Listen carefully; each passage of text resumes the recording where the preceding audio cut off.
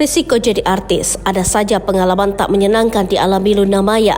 Inilah pengakuan artis Luna Maya, bagaimana dirinya ditawari uang 600 juta rupiah untuk seorang pengusaha tajir.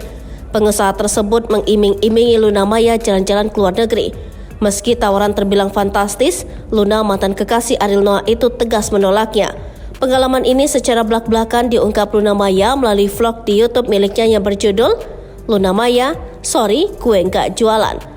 Menurutnya banyak orang yang salah persepsi tentang dirinya. Ia bercerita bila tawaran itu awalnya datang dari seorang make-up artis. Melalui aplikasi WhatsApp, make-up artis tersebut mengirimkan pesan yang menawari Luna Maya untuk menemani seorang pengusaha. Luna mengatakan dia baru sekali saja berhubungan dengan make-up artis tersebut. Tawaran tersebut membuat harga diri Luna Maya terluka. Bilangnya gini, minta ditemani jalan-jalan ke luar negeri sehari 200 juta, minta ditemani 3 hari 600 juta, kata Luna.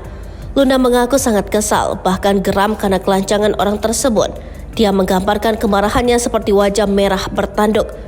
Meski marah, sahabat mendiang Olga Syahputra itu tetap menanggapi hal itu dengan elegan. Aku cuma jawab, sorry aku nggak jualan, jawab Luna singkat.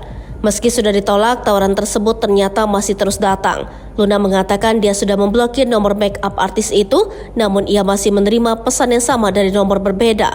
Namun sang artis tak mau menyalahkan kalau masih ada orang yang berprasangka kalau artis bisa dibeli.